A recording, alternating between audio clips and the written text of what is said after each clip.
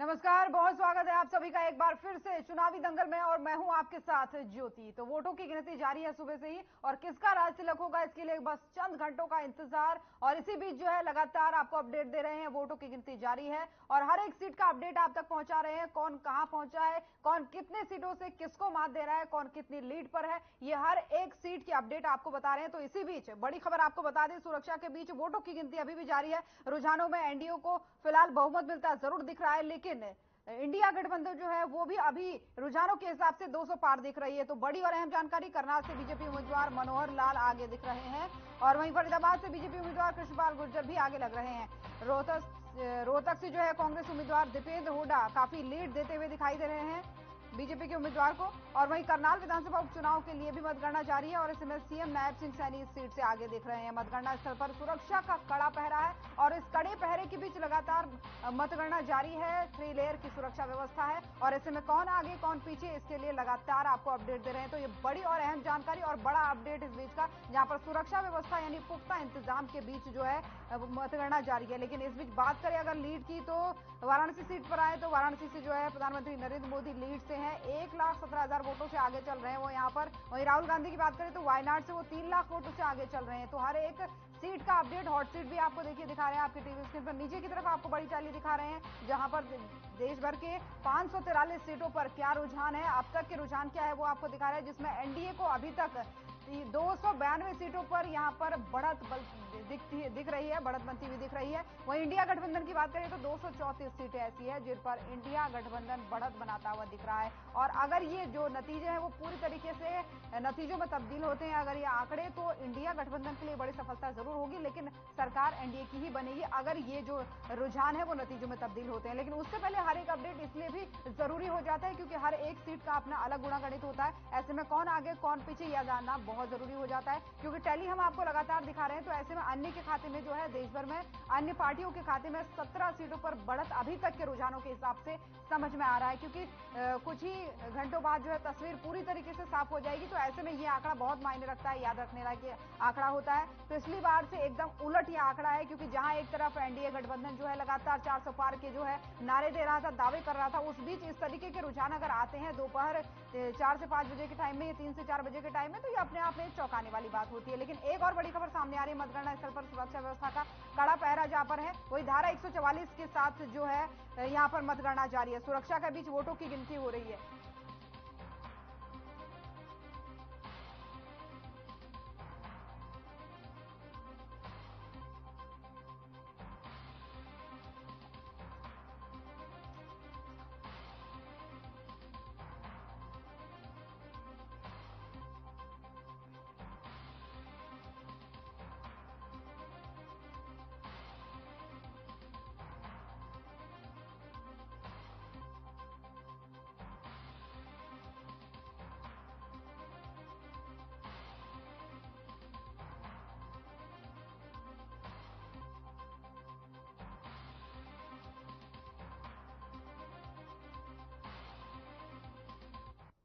तो हर एक सीट का आपको अपडेट दे रहे हैं, क्योंकि किसका राज तिलक होना है इसके लिए बस चंद घंटों का इंतजार और लगातार महा कवरेज जारी है। हर एक सीट की अपडेट आप तक पहुंच रही है। इसी बीच हमारे जो संवाददाता है वो लगातार ग्राउंड जीरो से बने हुए हैं और हमारे संवाददाता मोनू पांचाल हमारे साथ फरीदाबाद से बने हैं। मोनू, क्या कुछ हालात वहां के हैं, क्योंकि जो आंकड़ा बता रहा है वो काफी चौंकाने वाला है।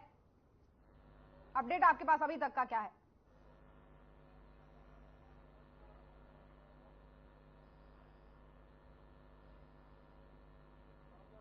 जी बिल्कुल। जी बिल्कुल ज्योति, देखिए अगर बात की जाए तो आंकड़ों को लेकर के जिस तरीके से देखा जाए तो, क्योंकि सुबह से जो है वो मतगणना जो है वो जारी है और मतगणना भी अगर बात की जाए तो व्यवस्थाओं को लेकर के, क्योंकि पूरी चाक चौबंद में जो है वो मतगणना जो है वो की जा रही है। पूरी चाक चौबंद से यहाँ पर जो पाबंदियां या फिर सिक्योरिटी की बात की जाए, चाहे वो पहरे की बात की जाए, तो वो पूरी तरीके से यहाँ पर मुस्तैद है। और उसके साथ साथ मैं बता दूं कि जो मतगणना के केंद्र के आसपास जो है वो 144 की धारा यहाँ पर वो लगा दी गई है। और देखा जाए तो पूरी जो मतगणना जो है वो पूरी जो चाक चौबंद के बीच जो है वो यहाँ पर कराई जा रही है। लेकिन जिस तरीके से देखा जाए तो ज्योति, सबसे बड़ी बात जिस तरीके से जब मतगणना जब शुरू हुई सुबह 8 बजे से, तो कहीं ना कहीं आंकड़े जो है वो अलग अलग तरीके से दिखाई दे रहे थे, क्योंकि 1 राउंड, 2 राउंड, 3 राउंड और 5 राउंड तक भी जो है वो रुझान जो है वो अलग अलग दिखाई दे रहे थे। लेकिन जिस तरीके से देखा जाए तो जब समय बदला और राउंड जो है वो आगे बढ़े तो कहीं ना कहीं राउंड के साथ साथ जिस तरीके से देखा जाए तो कहीं ना कहीं रुझान जो है वो अलग बदलते हुए नजर आ रहे। क्योंकि बात की जाए तो सबसे पहले फरीदाबाद से, क्योंकि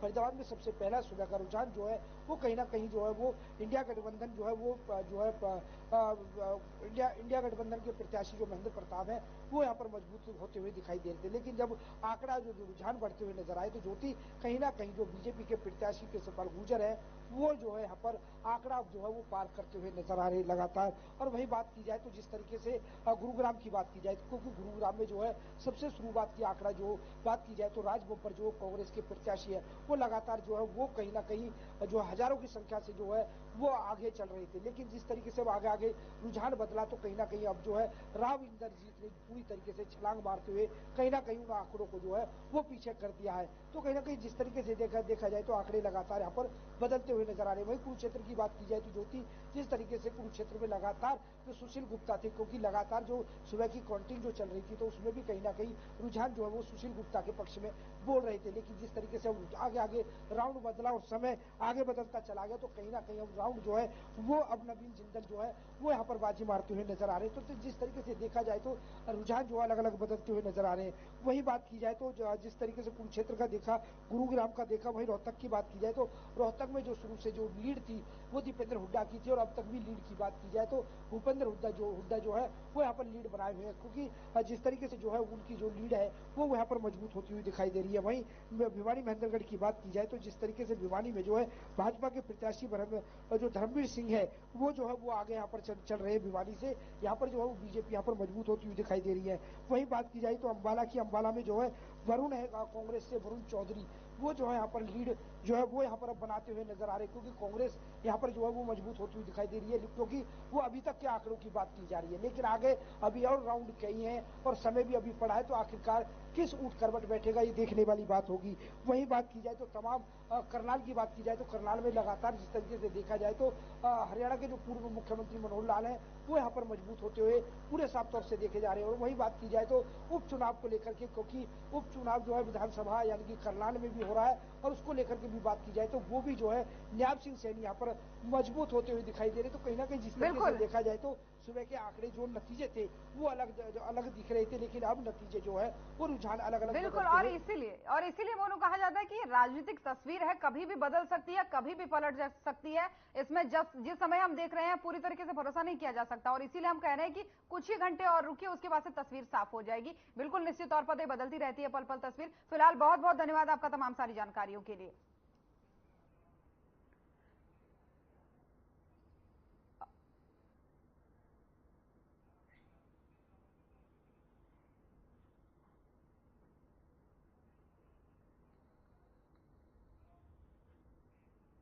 तो क्योंकि लगातार ग्राउंड जीरो से हमारे संवाददाता जो है हर एक पल का अपडेट आप तक पहुंचा रहे हैं, एक एक पल की खबर दे रहे हैं, तो ऐसे में एक और संवाददाता हमारे चंडीगढ़ से जुड़ गए हैं, ओपी शर्मा। ओपी, मेरी आवाज आप तक पहुंच पा रही है? जी, क्या कुछ अपडेट अभी तक आपके पास है? क्या हालात बन रहे हैं चंडीगढ़ सीट से?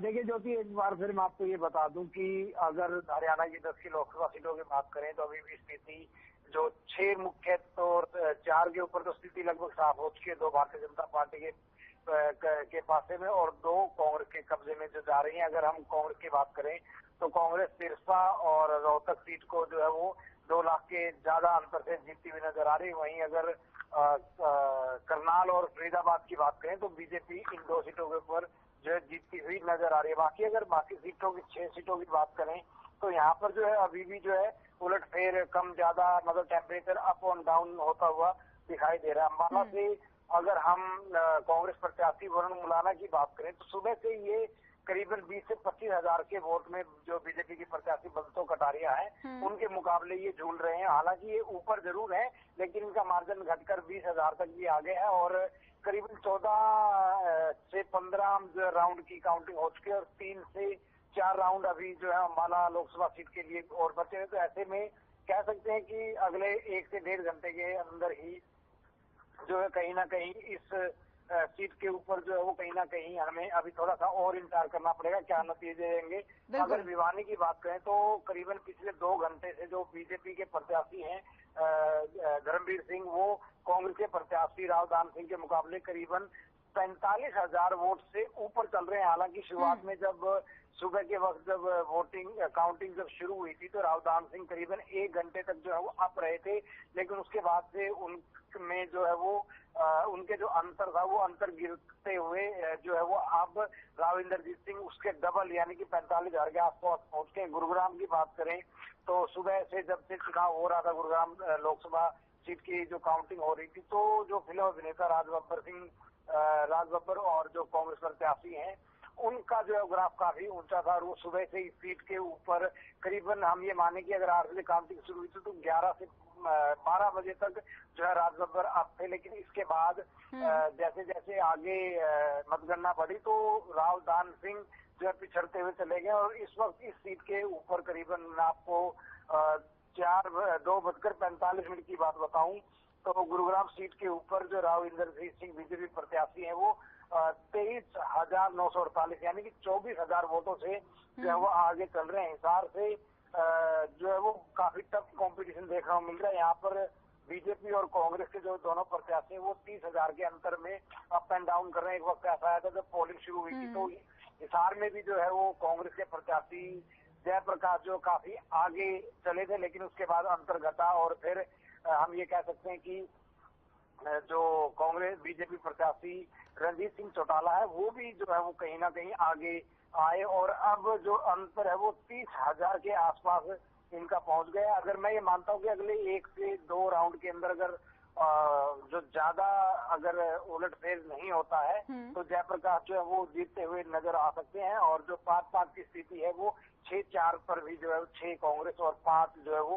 बीजेपी की होती हुई दिखाई दे रही है। कुरुक्षेत्र से नवीन जिंदल जो है 13,000 वोटों से आगे चल रहे हैं। सुबह बात करें तो काफी हल्का करीबन 2 से 3 घंटे तक जो है वो आम आदमी पार्टी के जो प्रदेश अध्यक्ष सुशील गुप्ता है वो कहीं ना कहीं ऊपर चल रहे थे, लेकिन अब पिछले 2 घंटे से जो नवीन जिंदल है उनका आंकड़ा बढ़कर 13,500 के आसपास पहुंच गया। रोहतक से जो दीपेंद्र हुड्डा है वो 2,45,000 वोट हासिल कर चुके हैं। सिरसा से कुमारी शैलजा 2,43,000 और सोनीपत सीट के ऊपर भी जो है वो एक काफी सस्पेंस अभी तक बना हुआ है।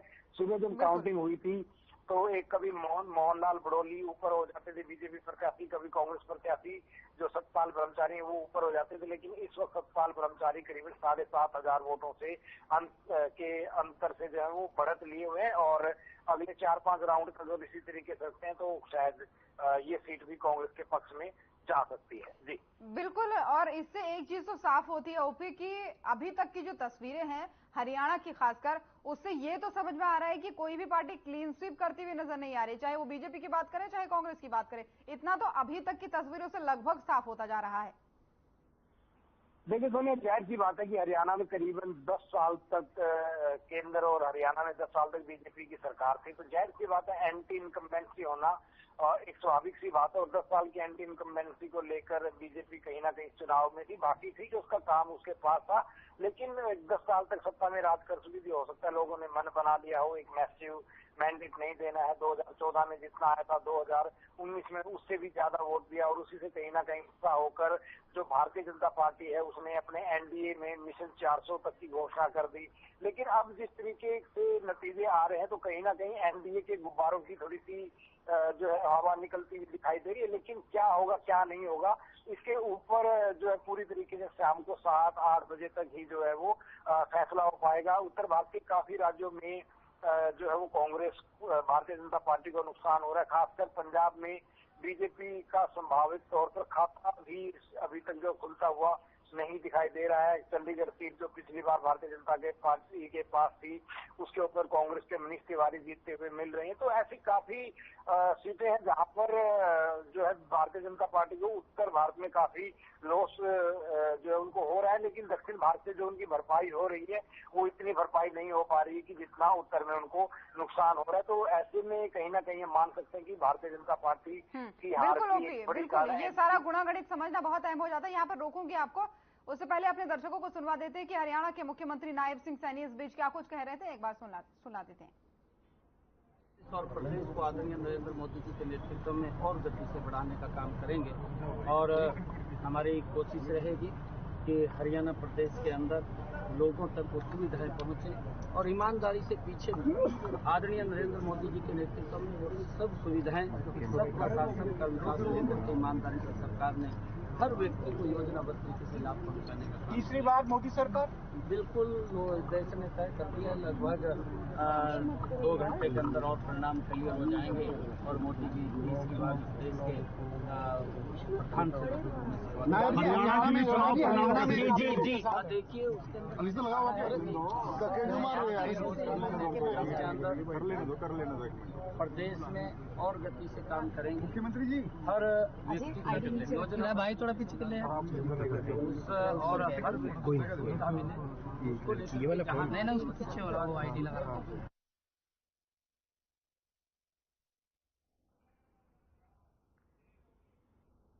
और ज्यादा जानकारी के साथ न्यूज रूम से मेरी सहयोगी अनाया शर्मा हमारे साथ जुड़ चुकी है। अनाया, हरियाणा को लेकर के क्या कुछ अपडेट है, क्योंकि जैसी तस्वीरें सामने आ रही है उससे इतनी चीजें क्लियर समझ में आती है कि क्लीन स्वीप तो नहीं होने वाला है, चाहे बीजेपी की बात करें, चाहे हरियाणा, चाहे कांग्रेस की बात करें। जी ज्योति, अगर बात करें हम न्यूज रूम से अब जो देख रहे हैं, यहाँ पर तस्वीरें देख रहे हैं, हरियाणा की बात करें 10 की 10 सीटों पर बीजेपी दावा कर रही थी कि जीतेंगे हम इस बार, लेकिन टक्कर की कांटे की जो टक्कर है देखने को मिल रही है। कांग्रेस 5 सीटों पर अभी जो है कांग्रेस और बीजेपी के बीच में टक्कर देखने को मिल रही है। कांग्रेस की अगर बात करें तो शैलजा जो है सिरसा से आगे है, हिसार से जयप्रकाश आगे चल रहे हैं, रोहतक से दीपेंद्र सिंह हुड्डा, सोनीपत से सतपाल ब्रह्मचारी जो है, ये तमाम वो सीटें हैं जिस पर कांग्रेस जो आगे चल रही है।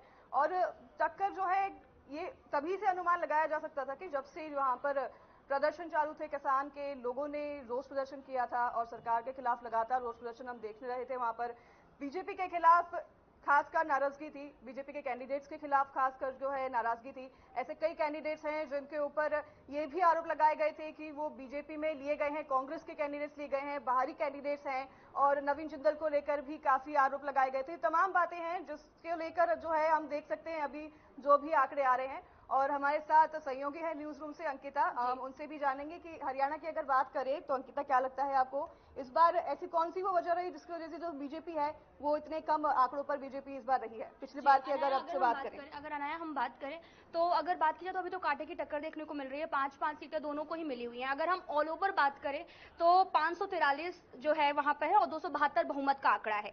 तो अगर एनडीए की बात की जाए तो 292 सीटें अभी तक मिल चुकी हैं, और अगर इंडिया की बात की जाए, इंडिया गठबंधन की, तो इंडिया गठबंधन 200 सीटों पर है अभी। तो कुल मिलाकर अगर बीजेपी की बात की जाए तो 237 है, टीडीपी की बात की जाए, अगर एनडीए की बात कर रहे हैं हम कुल मिलाकर तो 292 सीटें एनडीए के पास में है, बीजेपी के पास में 237 है और टीडीपी के पास में 16 और जेडीयू 14 पर है।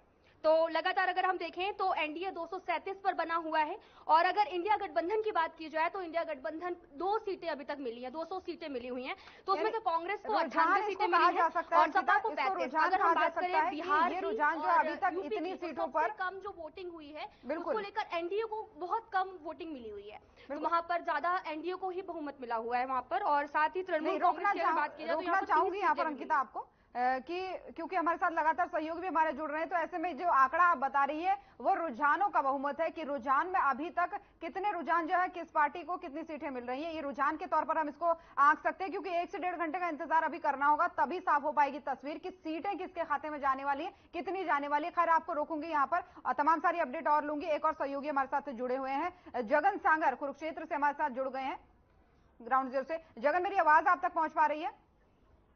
जी ज्योति जी बोलिए। क्या कुछ हालात बने हुए हैं, क्योंकि सुबह हम देख रहे थे जिस तरीके से मतगणना शुरू हुई तो सुशील गुप्ता काफी आगे चल रहे थे, अब देख रहे हैं हम पासा थोड़ा बहुत पलटते हुए दिख रहा है, तो क्या तस्वीर वहां की नजर आ रही है आपको?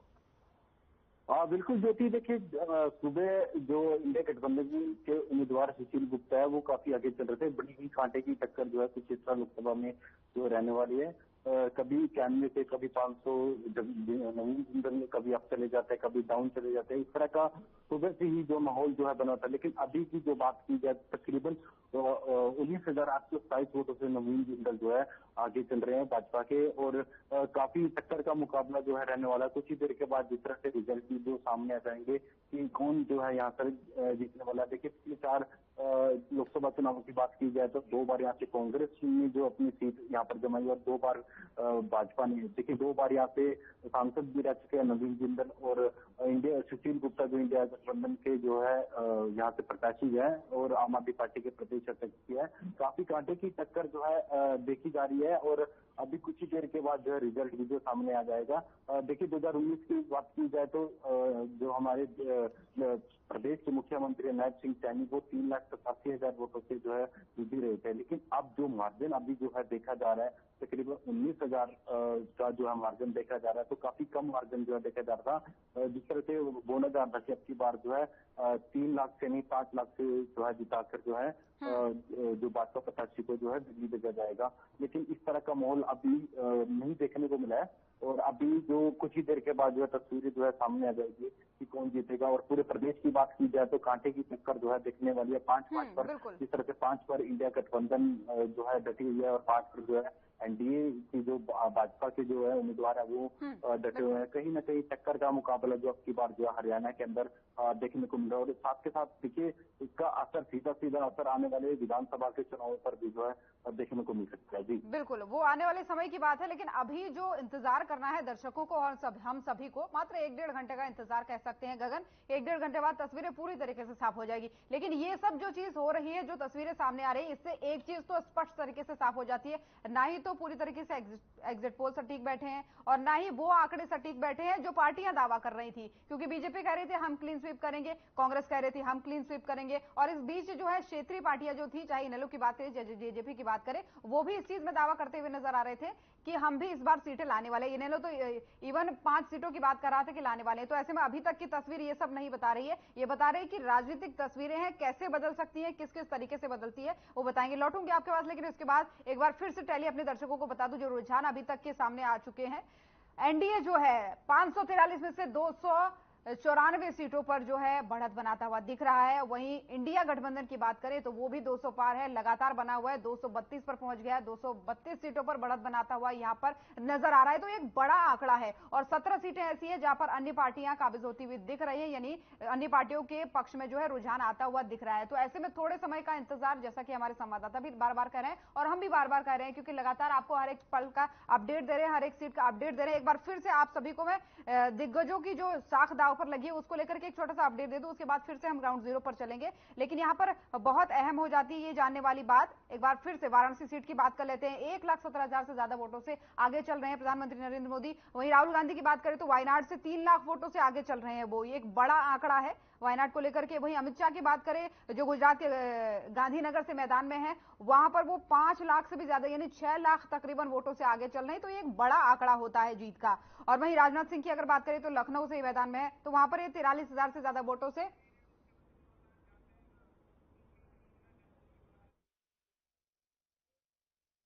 तो ये लगातार जो है अपडेट आपको दे रहे हैं। लेकिन इस बीच एक बड़ी और अहम जानकारी, ये तस्वीरें देखकर आप अंदाजा लगा सकते हैं कहां के हैं। देखिए पूर्व मुख्यमंत्री मनोहर लाल मैदान में है, लोकसभा प्रत्याशी हैं करनाल से, और ऐसे में ये तस्वीरें जो है जश्न की एक तरीके से आप देख सकते हैं, क्योंकि उनको अंदेशा लग गया है कि अब जीत होनी है। तो ऐसे में ये जश्न की तस्वीरें हैं।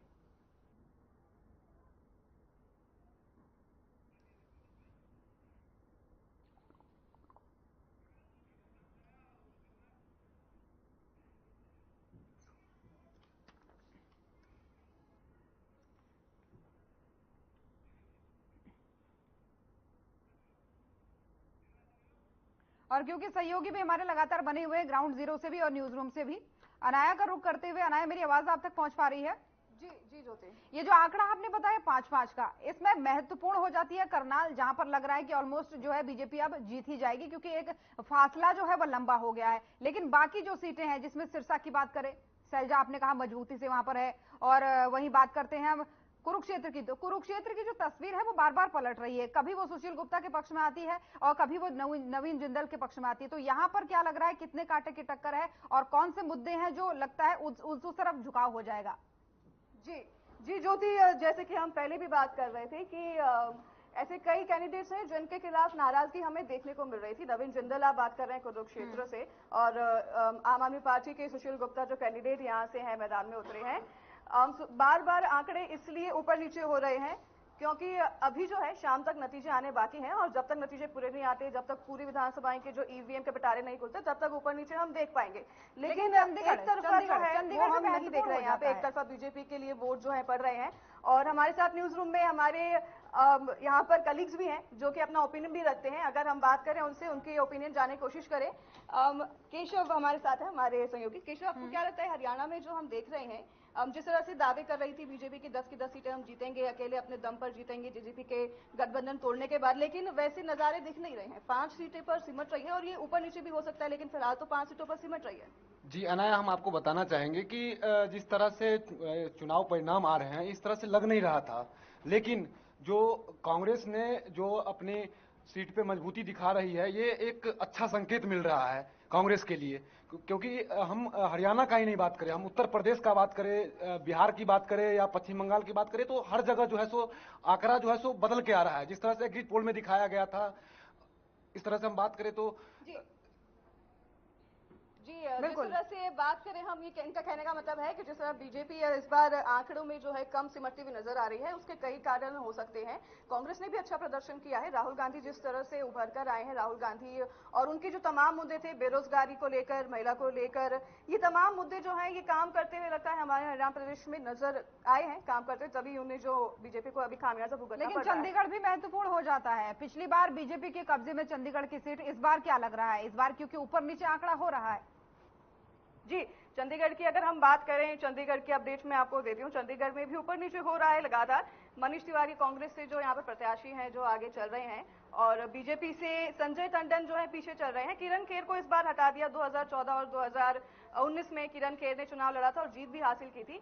तो क्या शायद हो सकता है किरण खेर के पक्ष में इस बार वोट्स नहीं गए, लेकिन चंडीगढ़, पंजाब, हरियाणा, ये 3 ऐसी जगह है जहां पर किसानों के प्रदर्शन ज्यादातर देखे गए थे। और मैं बार बार यही रिपीट कर रही हूं कि इसका खामियाजा बीजेपी को शायद भुगतना इस बार चुनाव में पड़ा है।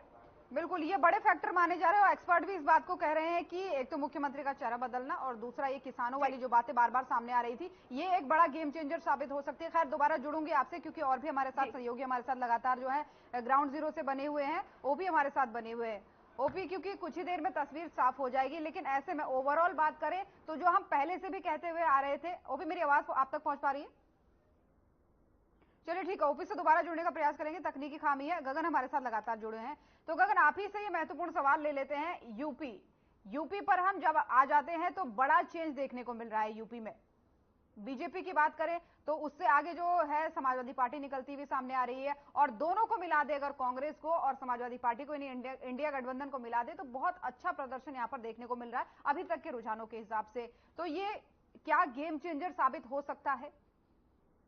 ये बड़ा सवाल बनता है। देखिए, अब इंडिया गठबंधन की बात की जाए तो काफी पिछले 2019 के चुनावों के मुकाबले जिस तरह से इंडिया गठबंधन बना है तो काफी बढ़ चढ़कर जो है काफी सीटें जो है लेकर जा रहा है, और रुझानों में भी काफी सीटें जो है लेकर जा रहा है। बात हम हरियाणा की करें, पंजाब की करें, चंडीगढ़ की करें या हम यूपी की करें, तो काफी बदलाव जो है देखने को मिल रहा है। देखिए, 2019 के चुनाव की बात की जाए तो 10 की 10 लोकसभा सीटें जो है बीजेपी के खाते में गई थी, और अब जिस तरह से कांटे की टक्कर हरियाणा के अंदर देखने को मिल रही है, इसी तरह ही यूपी में भी कांटे की टक्कर देखने को मिल रही है। और पंजाब की बात की जाए तो बीजेपी के द्वारा अभी तक जो है बताया जा रहा है कि अभी तक खाता भी नहीं खोला है बीजेपी का। तो काफी मुश्किल जो है अब की बार जो है ये चुनाव जो है बीजेपी के लिए काफी टक्कर का रहने वाला है। क्योंकि बात की जाए तो किसान आंदोलन की बात की जाए या पहलवानों के आंदोलन की बात की जाए तो काफी टक्कर जो है इस हरियाणा पंजाब की वजह से, जो हरियाणा पंजाब के लोगों में इस बात को लेकर काफी देखने को मिला। क्योंकि 2020 से भी किसान आंदोलन जो